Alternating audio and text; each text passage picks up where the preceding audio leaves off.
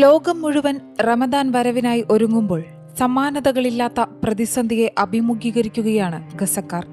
16 മാസത്തോളമായി നീണ്ടുനിന്ന യുദ്ധത്തിൽ ഉപരോധിക്കപ്പെട്ട ഗസ ഒരു ദുരന്ത മേഖലയായി മാറിയതോടെ ആഘോഷവും ആരവങ്ങളും ഉണ്ടായിരുന്ന റമദാന്റെ മനോഹര ദിനങ്ങളിൽ വിശപ്പും തണുപ്പും ദുഃഖവും സ്ഥാനം പിടിച്ചു കഴിഞ്ഞു.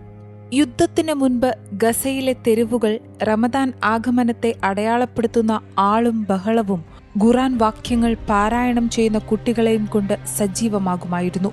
എന്നാൽ ഇന്ന് ആ പ്രിയപ്പെട്ട പാരമ്പര്യങ്ങൾ വെറും ഓർമ്മകൾ മാത്രമാണ്. മുറിവേറ്റവരുടെ നിലവിളികളിൽ പ്രാർത്ഥനയ്ക്കുള്ള ആഹ്വാനം മുങ്ങിപ്പോയി. ഒരു കാലത്ത് തിരക്കേറിയ മാർക്കറ്റുകൾ യുദ്ധത്തിൽ തകർന്ന അവശിഷ്ടങ്ങളുടെ കൂമ്പാരങ്ങളാൽ നിറഞ്ഞിട്ടുണ്ട്.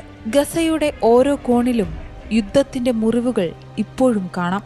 വീടുകളും പള്ളികളും സ്കൂളുകളും തകർന്നു കിടക്കുന്നു.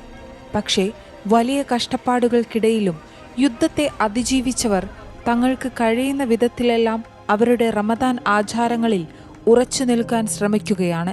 ഞങ്ങൾക്ക് ഭക്ഷണമുണ്ട്, വെള്ളമുണ്ട്, പക്ഷേ ഇതെല്ലാം വാങ്ങുവാൻ പണം ആവശ്യമാണ്. തങ്ങളുടെ പക്കൽ ഇല്ലാത്തതും പണമാണെന്ന് അംല എന്ന ഗസ നിവാസി പറയുന്നു. ഈ റമദാൻ കഴിഞ്ഞ വർഷങ്ങളിൽ നിന്ന് വ്യത്യസ്തമാണ്. വിപണിയിലെ സ്ഥിതി നല്ലതല്ല. പണമില്ല, ആളുകൾക്ക് ജോലിയില്ല. എവിടെ നോക്കിയാലും തെരുവുകളിൽ മാലിന്യം നിറഞ്ഞിരിക്കുന്നതാണ് കാണുക.